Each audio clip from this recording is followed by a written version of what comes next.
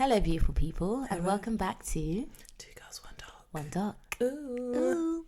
We're back with another episode. What are we drinking? We're drinking. Can you say with some vim? Okay, we're drinking. This might sound familiar to you. We are drinking White Zinfandel. You see, we do love it. Florence loves it. I think I it's tolerate. a good Moscato. Don't ever blaspheme Moscato like that. Okay. But yeah, today we are doing Bible John. We played the trailer at the end Yeah. of the last episode, and we're just gonna get into it. Yeah, it's called In Search of Bible John. Yes, in search Because of we are Bible John. searching for him. Still, he has not Still, been found. to this day. He has not been located. So, we start the documentary with our narrator, David Heyman. Oh, that's his name. I wrote Hyman at first. I was like, this does not seem right. Something is wrong. This is a part of my body. None no more. Oh, you cheeky. Yeah, so he's on a race and he's walking through modern day Glasgow and he says, I can't do the accent. I can't do it. I Can can't do you it. I can only say Scotland. Yeah, Scotland. Scottish. There's one line in this whole thing that I think I could say. I Bring back my Scottish roots. Because for me, basically, it's my London accent, yeah, and then anything up north is just all the same. It's Yeah. just all the same. Scotland. Yeah. Bringing back a bit of Scotland. my Scottish roots. I That's did crazy. mention this last That's actually episode. crazy. I still can't believe it. I did live in Scotland. I had a proper Scottish accent. Mad thing. So he basically says, why did I say it like that? He basically says, He basically, what it says is, we've left the brothel.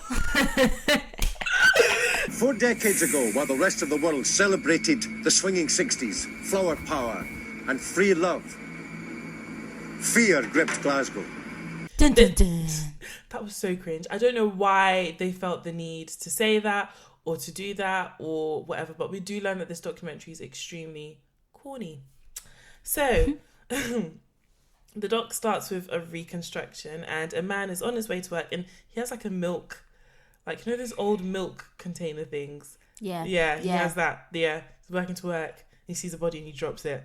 And this is the 23rd of Feb, 1968. And the first victim that we find is 25-year-old Pat Docker. They have all these reenactments during this documentary. That's not saying we were in reconstruction. Is that not the same thing? Yeah, it is. Yeah. They're just corny as Corny hell. as hell. Like, these actors, I'm so sorry. Like, we can see why you didn't make it onto the big screen. But then think about it. This is probably time because this documentary even looks old. Bad acting, good acting.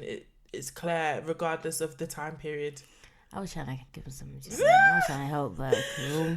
So we learned that she's laying on her back with her head deliberately turned to the right. And again, I didn't know how they knew that it was deliberately turned to the right, but Yeah, exactly. no, like, how do you know she didn't just die like that? Like, Exactly.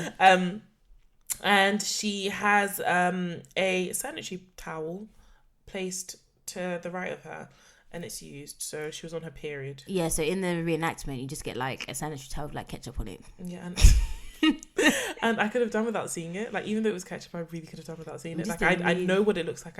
I have periods. Yeah, it didn't really bother me. Yeah. I was just laughing. I was just like, fam. Someone Yeah. actually bought pads and sprinkled ketchup on it and left it. It was the old timey ones as well. Yeah. Like, you That's tell. what I'm saying. This documentary is old. I don't remember what year it came out in. No, it's not But that old. it looks, it's at least early 2000s. That's the, Yeah, that's the no, earliest yeah, it can be. yeah. Yeah, we're in 2020 now. That's old. Yeah, but oh shit, this makes me feel old. Stop it! So David, our narrator, for some reason crouches down onto the grass because he's now at the same spot where she was found.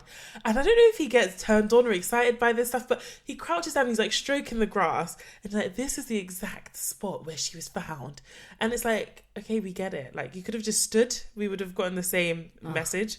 I felt this whole period thing, right? It just made me really like, because okay, so imagine you're on your period already, like you're wearing a get pad, murdered. so like walking around is clearly like it's really uncomfortable. It's a Yeah. bit, And those pads were thick. yeah, and now you're having to run away from a killer. And then you get murdered. Like, the last thing you need on your period The last thing you need. to be murdered. Like, And I'm at Come a on. handicap because now I've got cramps. How am I really going to efficiently Exactly. fight off my killer? literally, like, when I think about like how I feel my period, like, I'll probably like, How just dare get you? it over and done with. I feel like the anger would just give me so much strength that I would have to kill them. Yeah, that's fair. It's like, how I'm on my period. Can you How imagine? dare you? How Of all very days dare you you? could have tried to murder me, it's today. Yeah, you got the wrong one. You got the wrong one.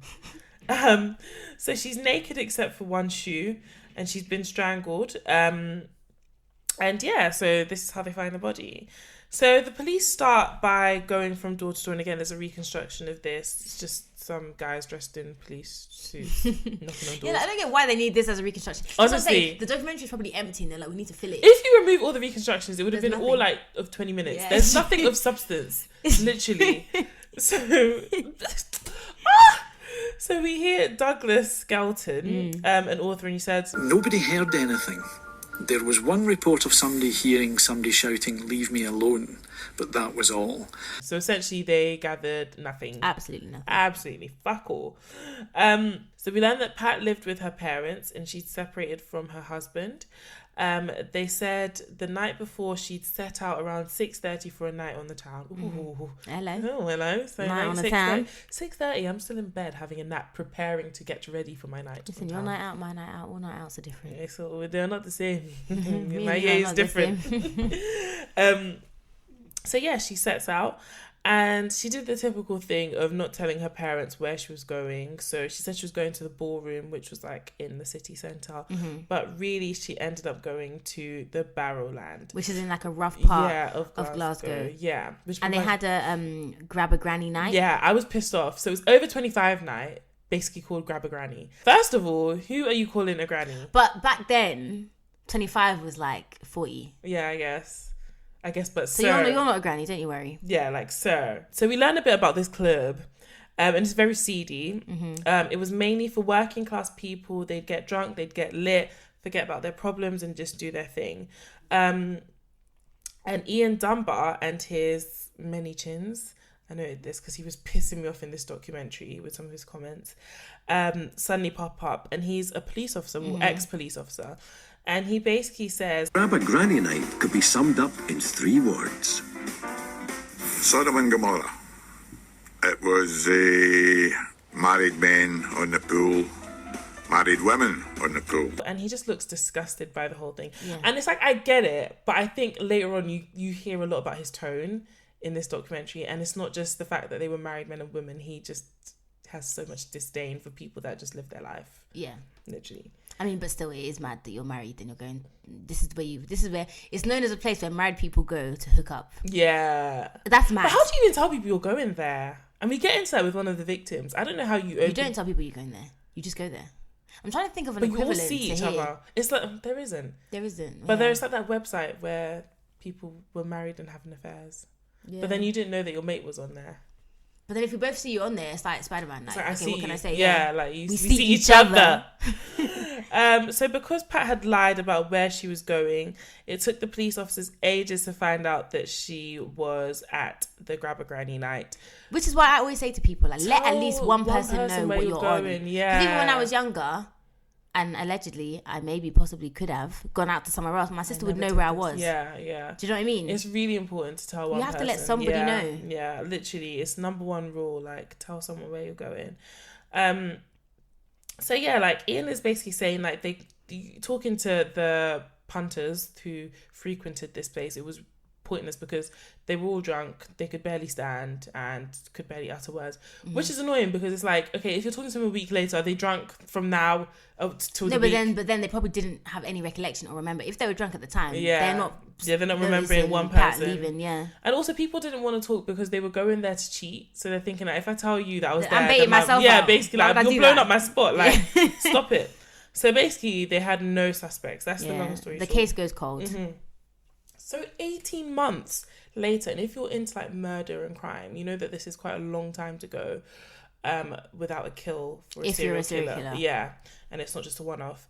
So 18 months later, Dave tells us 32-year-old unmarried mother of 3, Gemma McDonald, goes out dancing. So And I don't like the reason why they have to tell us their marital status. I don't get it either. I put that. and I It's was like this is- shade. It's like, is this why she's died? Because they were like, oh, Literally. the other one is divorced or whatever, separated. This one is unmarried, like unmarried mother of 3. So Okay, what you're so- saying is she's a hoe who went to Barrowland and got Literally, killed. Because literally. what is the relevance of that? Literally, you could have just said like mother of 3, or you could have just said I don't see what the relevance what. is. Literally, it doesn't like It doesn't add anything to the case. That I don't know what, and this is what I mean about like the tone. Because even if you want to say mother of 3 to sort of bring in empathy and like, oh, some kids have lost their mum. Yeah, you could have then just you said could just that. say mother of 3 because she's a mother of 3. They just said that to like belittle her. Like it's All they had slap- to do was say, oh, she had 3 baby daddies. literally. That's just to add insult to injury if they Fam, wanted to. Just add a bit of soul.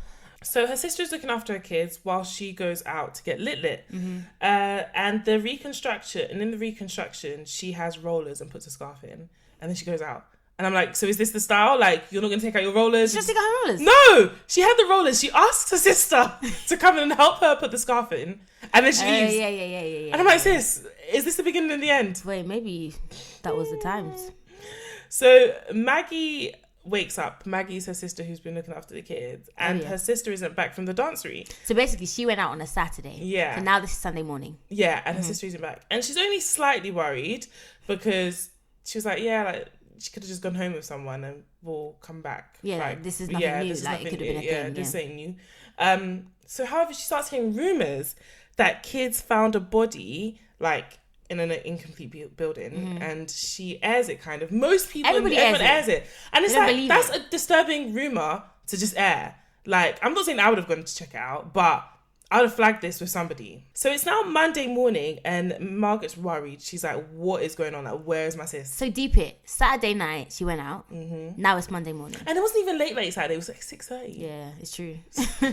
So she could have come back. It's true. So it's now Monday morning and we see the reconstruction of her going to this like incomplete building and she finds the body. Yeah, her sister. Her sister had been beaten, raped and murdered. So strangled as well. Yeah, strangled. So Dave says, like Pat Docker, she'd been menstruating. He says it that way. She'd also been menstruating. And yeah, that there's a pad there with her as well by her body. That they show again in the and she'd been strangled with her tights as well. We don't need to keep seeing these pads. So the police put her picture in front of Barrowland, where people go. Because that's the last place she was seen. Literally. Like, same as the first girl. Yeah. Like, have you seen her? And they offer anonymity for these people. Yeah, basically say anyone who comes forward, we're not going to blow up your spot. We're not going to affect your domestic situation. We just want to know. So people actually start to come forward. Yeah. And then we find out Jemima met a tall, good-looking stranger who was well-dressed, which was kind of odd for this area. I think so. What did they wear when they went? Yeah, because it was like working. Yeah, like it was like working class. Not to say that working class people can't dress well, but but they weren't dressed smart. Yeah, they were. You could look nice and not be smart. They were going to get lit. So he was like dressed well. And they left together at midnight and she was never seen alive again. That's crazy. So they do a sketch of this guy. This was... Imagine how your child would draw someone's face. Fam. I was like, nobody in the entire history of life could identify anyone from this. It was like a potato. I was like, this literally... It was a potato with eyes and a mouth, literally. And they literally went to the School of Arts. Whoever the person was that drew this, please get a normal job. Because I saw this and I was like, is it just me or is this shit? No, it looked like a potato. But then the guy says it, one of the talking heads, I don't remember his name, was like, Douglas. Douglas, yeah. He was like, how anybody could recognize somebody from that room is impossible. It was hopeless. And so the case goes again. Literally, because you can't fucking draw a decent picture, you've drawn a potato. It was so bad. Literally. So we get another reconstruction. And I'm just saying this because you need to know that these people had nothing to put in this documentary. So we get another reconstruction of married mother of two, Helen Puttox. And it's like, again, why do we need to know whether she was married or she wasn't? And again, it's still kind of insulting because they do it in the sense of that, why was a married woman? And to be honest, there was a moment listening to her whole story of that night. And I was like, sis, you're moving mad if you're married. But then, I don't know why. But then that place is that.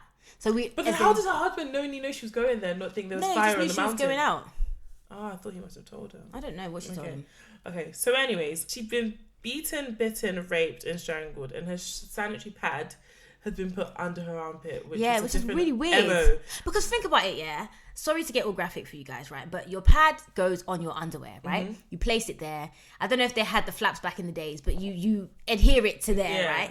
So he's killed you, he's raped you, whatever, and now he's removed your thing from your, taken out the thing, and now placed it somewhere else. So weird. It's just a lot of effort, and it's a messy rape, and it's just like, why? What? But then the biggest thing for me was like, how did he know all of these women were on their periods? That's true. But so I was listening to a podcast, a completely different podcast, and basically what the woman suggested was he actually used to go to the Barrowland regularly, sleep around with different women. And then through like the sequence of sleeping with these women, he just found out like when their periods were. That's a lot of work. So but this is apparently the first encounter that he'd had with these people. But then she was saying that she doesn't think it's the first he'd had with some of them.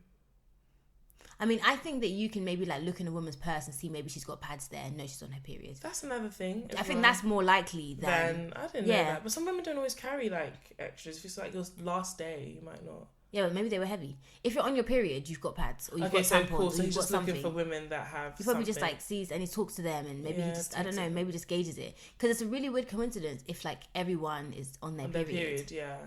And it's not like we have a sign on our forehead. Yeah. Like, I am menstruating. So basically, this time the police actually have a witness, and there's a link between all the three. We can see them now. The women have all been strangled, beaten, and like we've said, they're menstruating, and they were all at Barrowlands, literally, and their handbags have been stolen. So it's kind of like he took them as trophies. Exactly, they probably had pads in there. It's true. So we have a witness this time, Jeannie, Helen's sister, who she had been going out with that evening, which is really good. So they say George, Helen's husband, was babysitting his kids. And again, the use of this language, how can you babysit your own kids? No, you were looking after your kids. Like, you were home. You were being a dad. He was being a dad, which he signed up to when he impregnated his wife. So he's at home with the kids. And the two sisters are going out. He gives them some money for the cab and they go on their way. So at the dancery, Jeannie's doing her own thing, obviously because she's single. I'm single right now. That's how I wanna be. Hey. Jeannie's doing her own thing at the dancery, and Helen clocks like, yo, like my sister's left me. I need to just like make my own fun here. And I don't know if she had it in her mind to cheat or what she was doing, but she decided to do her own thing. Well, John introduced himself in it. Yeah, and she kind of just had it. Yeah, like, Helen's gone. Exactly. Like... So he was on the left of her, and then he was just like looking at her. Then he moved to the right of her, and then she clocked him, and then they started talking. So John is posh, smartly dressed, and a gentleman. So Jeannie, Helen, and John go looking for a taxi. This is at the end of the dance. They spent the whole evening together. This is at the end of the dance. They go looking for a taxi. And the other guy who Jeannie was with, he's gone off. He's walked. He's gone to get a bus. So they get in the taxi, and this bit really like disturbed me. John is in the car and they're all talking, and basically he says, John said the Barrowland was a den of iniquity and recounted an Old Testament story about an adulterous woman being stoned. This is a major red flag. Yeah. I don't know how anyone who would hear this and be then like, leave you alone with him. And that's what I'm saying. Jeannie, like, literally had one job, and it's not Jeannie's fault because like the person responsible for this is John, right? Bottom line. However, like this is why people go out together. This is why you're with together. Like, don't leave your friends, especially with people who are like this. Literally, they said this in the beginning. They were like, they had heard about the murders, but the reason they thought it was calm was because there were two of them, so they'd be safe. Exactly. But then basically what happens is John insists that Jeannie gets dropped off first because he doesn't want Jeannie to be alone in the cab. And then he goes but then off. they come from the same place. Literally. And even if they didn't come from the same place. You're going to go to the same place. Everyone should just go home, like, on their own. Why? And also, why did they even get in the same cab with John? I don't know why. Where was he going? Where was he going? He's not going to her house. Literally. So Jeannie leaves her sister in a taxi with John, knowing that her sister's probably intoxicated. And knowing that John just basically said, married women. Place literally. And like knowing her sister's married and she was in this place, so because even if you know your sister's married, yeah, that's the reason enough to be like, listen, sis, like I know you're having a good time, but you don't want to do this. Like your man is at home, and like cock block the thing in it, and she'll thank you later. If that wasn't the angle you were coming with, then perhaps let's not die. Literally. Come with me, you know. So literally, like, what the fuckity fuck. So anyways, we finally get an accurate picture of John from Jeannie's description. So we think. And when they finished drawing the picture, Jeannie says, hey, that's him. Near bother. They'll get him. So basically, this is an accurate picture. They'll get him. Like, it's cool. So they plaster this picture everywhere. And people start calling everyone, my neighbour, my brother, my cousin, my uncle, that's John, that's John. Yeah, because the media deems him Bible John because of like the Bible rhetoric he was spewing in the car, and then because he introduced himself as John. Yeah, so literally everyone is calling. So we get like a montage here. Dave is in that scrolly thing in the library where you look at old magazines. And I've always wanted to look at one of those actually. And we see different kind of headlines regarding the murder. So obviously with like BD said, because of John's biblical references, this is where the term Bible John is coined. We now learn that police launched one of the biggest manhunts in Scottish history. 100 officers worked on the case and more than 50,000 statements were collected. all 240 tailors in Glasgow received a visit to follow up Jeannie's description of Bible John's suit. And it's just kind of like, this just to me seems like wasted work. Like, it's just like you're doing a lot, but you're absolutely doing nothing. But like, then you you're have to be moving- seen to be doing something. If not, it's like, oh, there's a killer still out there. Yeah, I guess. But like, despite all of this, nothing really came of it. Yeah, they didn't make any arrests, did they? Yeah, literally no arrests. Nothing happened. Nothing changed. No suspects were even. The thing is, we named. get that guy who's like, you can be the best detective in the world, but if you don't have luck, then you'll be... Yeah, I guess. There's an element of that. It's an element, I guess, because sometimes you hear stories of how killers are caught and it's literally just by luck. Yeah, literally. Literally. The right person called at the right time. Literally. So basically we learned that, like we said, nothing happened. And also, whilst we say nothing happened, there were no murders, which is really strange. It's weird because they were like, after Helen was killed, the murder stopped, which is like, so what, was no one ever murdered again? It Was was not a single murder? There wasn't any murder in that manner. Or was it like not a murder of that type? And actually, now that you say exactly that type, now that you say it could be that he's still murdered, which we'll get into with one of our suspects. But Our only suspect. yeah, but then he just didn't leave the same MO. Yeah. Literally. Or like, so maybe women were still murdered and beaten, whatever, but they didn't have sanitary towels. Yeah. Or Or whatever. maybe they weren't found. Yeah, exactly. Literally. So, but then again, with the displaying of the body, if that's something that you're into, you keep doing it. You don't. I have a stop. theory about that, but I'll get into it when we get to that part. Okay. So now suddenly we're questioning whether Bible John ever existed. The documentary goes here. Because basically there's a theory saying that these bodies were all dumped in 3 completely different locations. And these locations weren't really close to each other. And for you to dump the bodies at these those particular places. locations, you need to have really good knowledge of Like all... local knowledge. Literally, so it's like if I'm from one area of London, I have really good local knowledge, but I probably can't be wouldn't local have to everywhere. Yeah, literally the same. So they're basically saying, and he was like, the way the objects were found as well, you need good knowledge. Could it be that there were like copycat killers? So one killer committed the crime, and then 2 went on to commit very similar Or just crimes. 2 different crimes Literally. that were committed. But it's very unlikely that 3 different men, or even 2, were looking for 3 women with periods in the Barrowland. But And then maybe it's actually just a coincidence they're all on their period. I'll take that as a coincidence that they're on their periods, but I won't take that as a coincidence that they all chose to display the pads. Yeah, that's Because true. if you're going to rape, you're just going to off the pant and rape. So Yeah, just but throw if- the pant to one Okay, side. but even if you throw the pad to one side, that's sometimes the pad was just there. It's not as if the only weird one was like the armpit one, but even still, like in the throes of like raping or the attack and everything, people are like thrashing around and stuff, and so it's gonna be somewhere. Like the pad is gonna be around somewhere. But- So it's not as if they're displaying the pad like, hey, look, pad, and put I flowers think around that it. was, I guess so. It's just But a I case think of the that pad was was the, visible, and I it think, wouldn't be visible because you off the pan. yeah, I think that was the impression that they were displaying the pad, but you're right, it could have just been thrown around.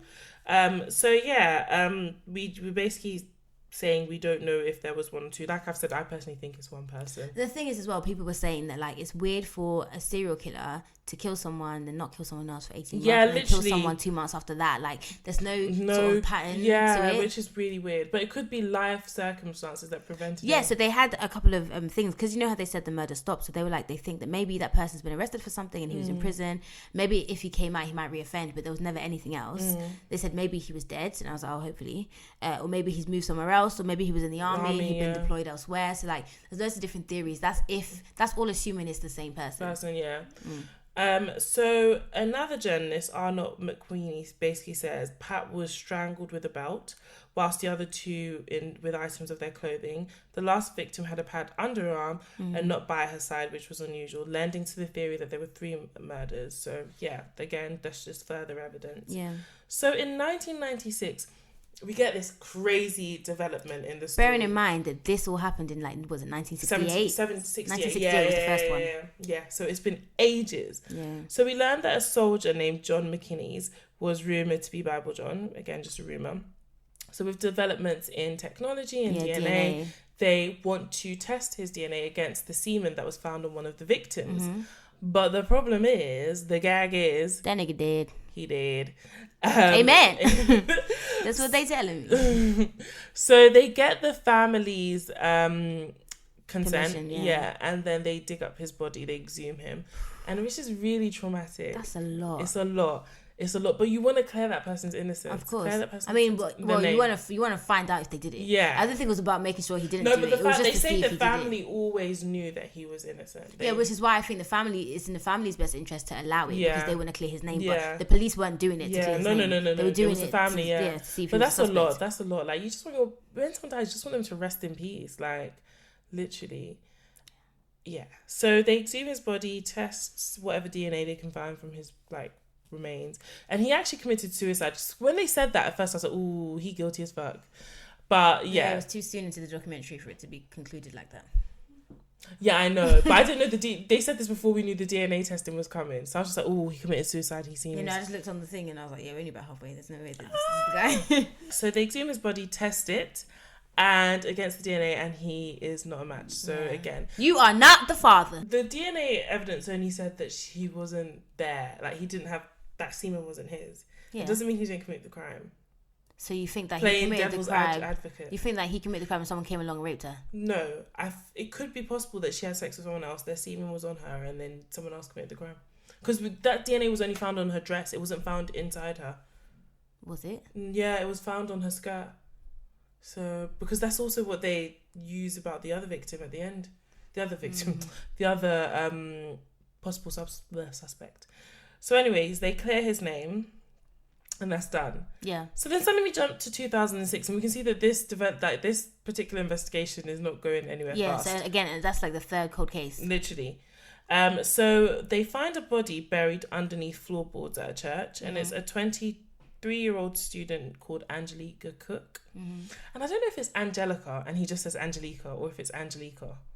Yeah, I thought Angelica, but Yeah. what do I know? So Angelica Cook, and she'd been raped and murdered. So Like brutally like beaten up. Yeah. Yeah. So we learned that the last person to see her alive was handyman Peter Tobin. It's always the handyman. Like, it's always guilty as fuck. So we meet Carol Weston, and she's a forensic scientist, and she tells us that it was a really horrific scene. She says she's been beaten, stabbed, and I think the stab thing is important when we get to later on. And she was cut. It was really, really violent. But this was solved ASAP in it because DNA, blah, blah, blah, 21 years, cool. And I thought it was really funny because when he was walking out of the courtroom, he kicked to the photographer. Yeah, I had that as well. He kicked the photographer, and the guy was like screaming on the floor. Yeah, it was so funny. Yeah. So he's convicted, obviously, and sent to 24 years. And they start investigating Tobin because they're sure there's no way like he could have committed such a brutal crime, and this that would be have been your it. first crime at 60 years old. literally that shows development. Yeah, so, like you start. Literally, so they start to see like, okay, is there anything else they can link him to?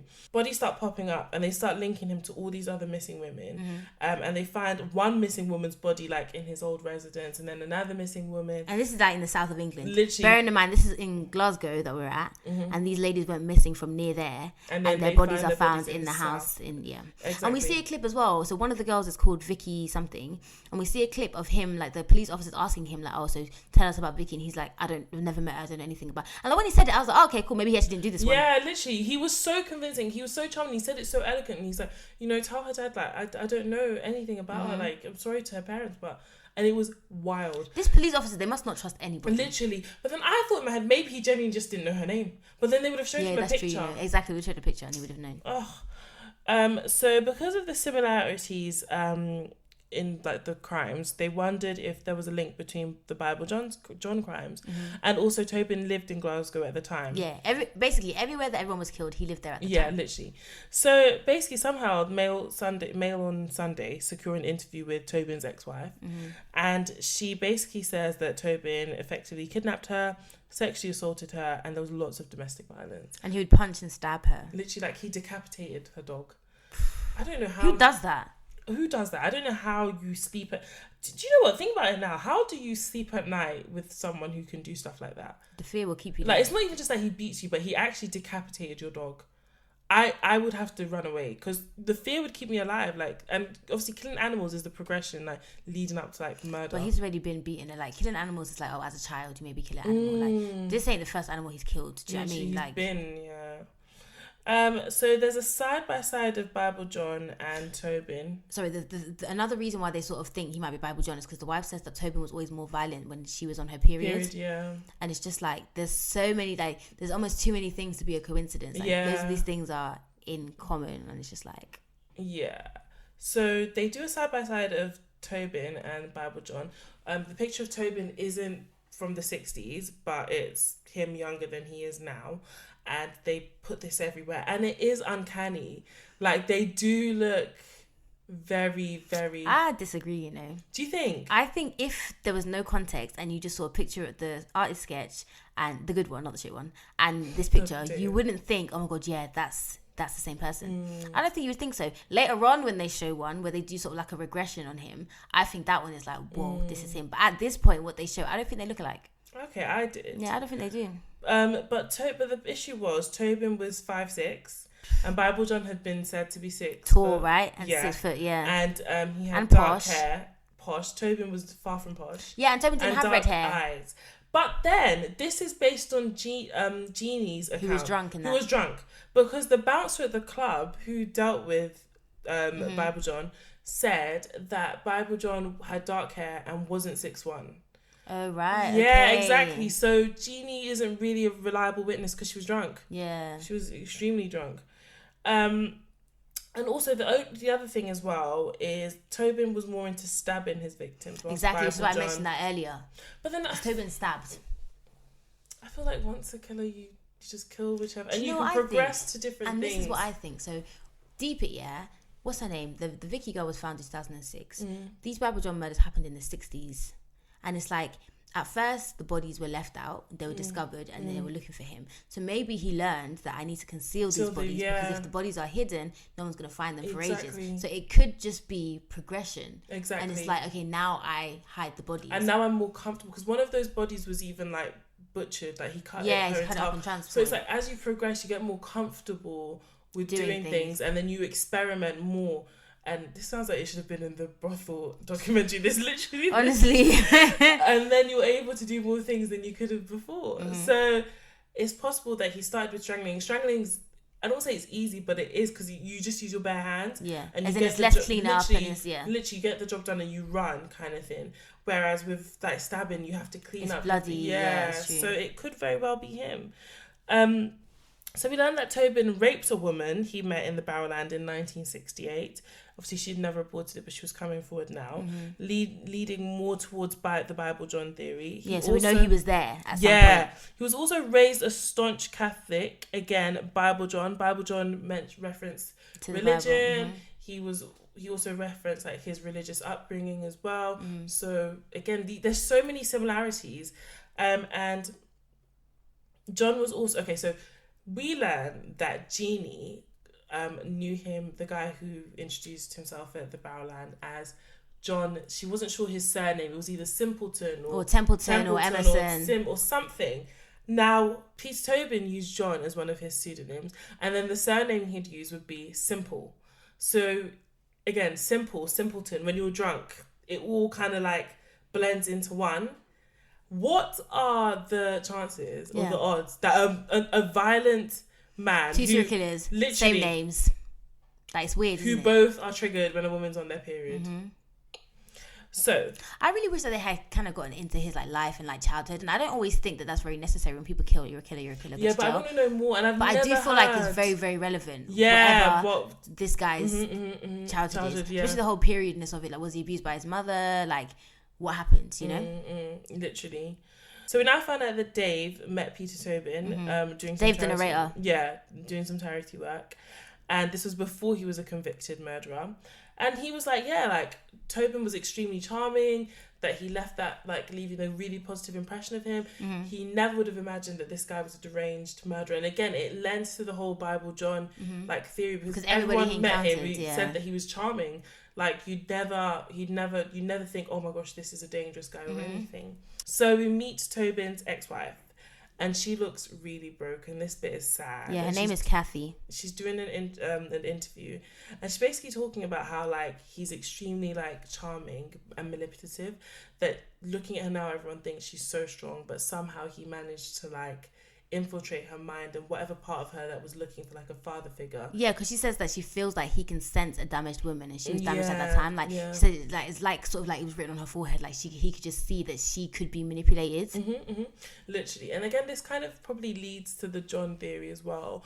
because he's looking at women who have come from like either unhappy marriages, hence like Why they're there. Helen while she's there, and then divorced women as well, or single mothers of 3 who would be stressed and all of that kind of thing, and have some sort of maybe brokenness to them possibly. So we're reaching the end of the doc now, and they've sent a picture of Tobin, because basically what they want to do is there were a few sketches they had of Bible John. So the most popular one you guys have probably seen is the one with ginger hair, whatever. But there's another one where it's like black and white. Mm-hmm. And so they sent a picture of Tobin, and they want to do a more recent picture of Tobin. So they want to do age regression, which is to make him look younger, to see what he would have looked like in 1968. Mm-hmm. And when they do it, it's a dead ringer for the sketch of Bible John, which is in black and white. So this is what I mean. These two look the same. Mm-hmm. So when they did this one, I was like, okay, this is the guy. But before, the other one they did, it was like just 2 white guys. And I guess it's that whole like racial blindness or whatever. Like maybe they just look the same to us because they're white. We'll actually post it because I think it looks like him. I don't think it does. I think it looks like him. But this regressed picture looks that one is exactly him. Like, this nigga guilty as fuck. But then it makes me think, like, okay, are they regressing the image, like, having seen the one, like, the photo fit? Do you know what I mean? Having seen that one. Because are you sort of skewed in your... Because it's one thing to just regress the photo and then someone else has done the other photo and you don't see any of them and you put them together. But had they seen the photo and you're really playing devil's ad. No, I'm just saying, like, to think about it. Critical thinking, man. Because, I should just believe... No, but personally, you're talking to someone who thinks Tobin is Bible John. So I think all pictures look the same. I think it's him. It's him. Yeah, guilty as fuck. So I think even if it's not him, like, it's good he's in jail and he should stay there forever. Yeah, he is a monster. Yeah. So unfortunately, the semen sample on one of the women who had semen on her skirt, it doesn't match Tobin, and this is where one of the criminologists comes and he's like, yeah, okay, cool, it doesn't match him, but it doesn't mean he's not the killer. It doesn't eliminate him. And literally, that's what I was saying about the other guy as well. It doesn't eliminate him. It just means, okay, that wasn't his semen sample, but he's still... It's like you said before, she could have just had sex with someone else. Maybe she just didn't There's so many different things that could have happened. Like, that's why it's so annoying, because there's just no closure. Literally. And I usually hate ones like this, but this is one of my favourite of all time crimes. So finally, the doc ends with a picture of Tobin from 1973. Now, something we haven't discussed here is Bible John was said to have a missing tooth and like an overbite, like his 2 front teeth crossed. And Tobin has like a full set of teeth. But then there's this picture they find of him from 1973. Which makes me think, why do they need the regression anyway if you found this old picture? But anyway, go on. And basically, it looks like he has a tooth missing. And the guy he definitely has a tooth missing. David basically leaves us with, so do you think it's Bible John? And it's like, we watched this so you could tell us if it was Bible John. We didn't watch this so you could leave us with more questions. And that is the end of the doc. No, there's one last bit. What? Where... David, the narrator, is just doing up dramatics and he turns to the camera and he's like... Now, I have it on good authority that Peter Tobin likes to watch programmes about himself on the television in his prison cell. So, Peter, if you are watching this, here is my message to you. Put all this conjecture to rest and tell the truth. It's time to put a lot of people out of their misery at last. And then they put on screen like a contact number that you can call if you have any info. And it's so dramatic. And it's like, Peter's definitely going to call and be like, yeah, I'm Bible John, after all these years. Is he even still alive? Yeah, he is. Is he? Yeah, he is. He's still in jail? He guilty as fuck. He's staying there for life. They only gave him 21 years, or did they charge him for the other murders? Yeah, they did. Okay, because that 21 was just for that one Vicky girl, wasn't it? Yeah. No, that was 24. I thought it was 21. The first one was 24, yeah. But yeah, guys. That was Bible John. What do you think? We'll be posting the pictures. Yeah, so it'll be interesting to see what you guys think. Exactly. If you haven't heard about it, let us know if you think it's Bible John. Yeah. The next thing we're doing is what? Escorts, another sexy time documentary. A lot of sex, a lot of sex sounds. There is no trailer for Escorts, unfortunately. So if you wanna, I don't know what you do actually. I mean, just if you wanna wait, in your head. if you wanna just wait, know then there's a lot of sex sounds and a lot of cock. Yes, essentially. That's the documentary in 3 words. Literally, 4 words: sex sounds and cocks. So there's no trailer, but in the meantime, you can catch us on Instagram at 2girls1doc. On Twitter. Yep, at 2girls1doc. Yep. Facebook, 2girls1doc. Facebook, yep, same thing. And where can they find you? You can find me on Instagram at Miss BD and Twitter at Miss BD also. No, at Miss BD as well, as in just at Miss BD. Okay. What about you, sis? You can find me on Twitter, 4ends with 1_ and Instagram, 4ends with 2 underscores.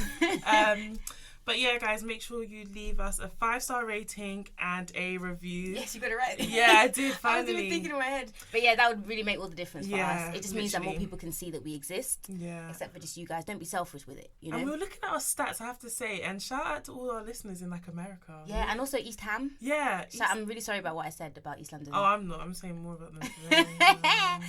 But yeah, we'll catch you guys in the next episode. All right then. See ya.